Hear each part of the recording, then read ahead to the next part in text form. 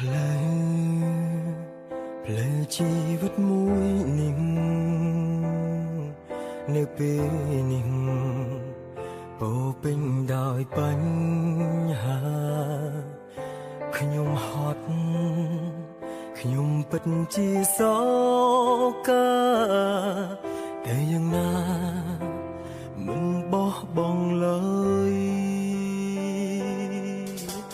ប្រាប់ខ្លួនឯងត្រូវតែរឹងមាំ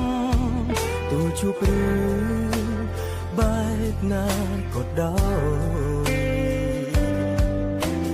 ប្រាប់ខ្លួនឯងថាគុំទន់ខ្សោយត្រូវធ្វើឲ្យគ្រប់យ៉ាងប្រែជាល្អបដោកម្លាំងចិត្តបដោក្តីសង្ឃឹមដល់ស្នាមញញឹមឲ្យខ្លួនឯងក្រោកឈរ